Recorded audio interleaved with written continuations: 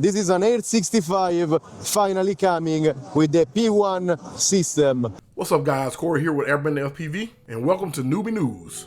This is a new segment where we'll be talking about new products, updates, and news in the tiny whoop world from a beginner's perspective. I'm not here to break down everything like an engineer. I'm here to look at it like a regular pilot that's still learning to fly, still crashing as well, and still trying to figure out what gear really makes sense for beginners. First off, big shout out to Rimsler on IG and YouTube for getting this information out there and showing us what's new from BetaFPV. Now the first one is really exciting. From what is shown, BetaFPV has a new Air65 that's going to be sporting the new P1 system. I'm at the BetaFPV booth. We have new products, starting from this one. This is an Air65 finally coming with the P1 system. And the cool part about it is that, as you can see, it has the motor connectors at the bottom, meaning it's a full all-in-one solution. You have VTX, flight controller, ESCs, all in one, which means the drone is super lightweight and it still weighs 17 grams.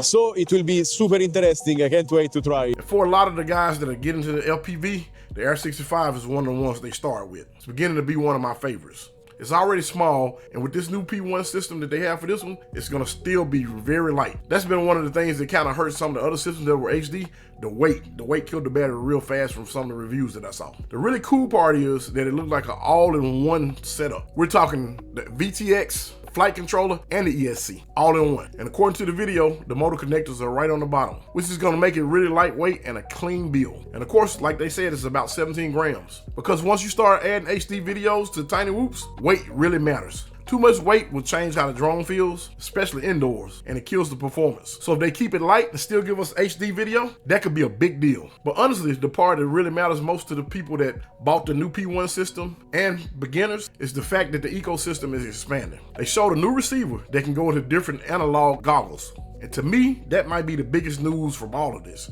And this P1 ecosystem is getting expanded with a lot more receivers for it. You have, first of all, a little receiver that goes into every kind of analog goggle. So finally, you can use different goggles with it. When you're new to LPV, goggles can be one of the most confusing parts. You start hearing about analog, DJI, Waxnail, HD0, P1, VR04, adapters, receivers, and before you know it, you got 3 different sets of goggles just to fly different drones. But the cool thing about this new receiver, from what I can understand, is I'll be able to fly my P1 system drones and also my analog drones, and that's very important to me, as I think that's very important to newbies as well. Because what I found out is you do have latency in the digital systems, which you expect that, and the analog systems are really connected. I might want to fly my analog drone if I just want to get kind of wild and crazy. And then sometimes I just like to cruise. You can still get crazy with them, but it just doesn't feel as connected. But I'm totally in love with both. This gives you the option to have both and at a lower price. Just like you, I don't want to keep buying goggles for every system. I want one setup that'll let me fly all my tiny whoops.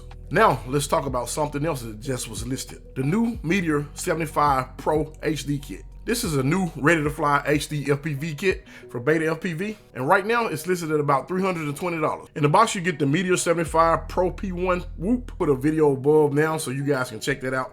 VR04 HD goggles, the Light Radio 4SC transmitter, batteries, charger, spare props, other accessories, and carry bag. So this is aimed at someone that want to open the box up and start flying HD without having to piece their kit together like I did. Honestly, if I was going to buy something right now and I wanted an HD setup, this is the way I would go. If I didn't want to spend a bunch of money, I would definitely go that route. If you have your radios, chargers, batteries, and all these other things, I would just highly suggest just getting the drone itself. And if you have some goggles that you can use the adapter on that's coming out, I would grab that. For brand new people that don't have any of this stuff, I would say get that kit. I hadn't used that radio, but from what I can tell, BetaFPV products are normally really good. I would definitely trust it. For me, the big story is not one drone. The big story is that budget tiny whoops are getting more options. Air65 with P1, Meteor 75 Pro with P1 has been out, and now receivers that'll work with some of the other goggles. That's the kind of stuff that can make HD LPV easier to get in. But I want to know what you guys think. Would you start with a kit like this?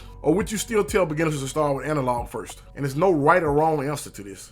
Drop your thoughts in the comments below. I'm Corey with Airbender FPV. Thanks for watching, and keep learning to bend the wind one flight at a time.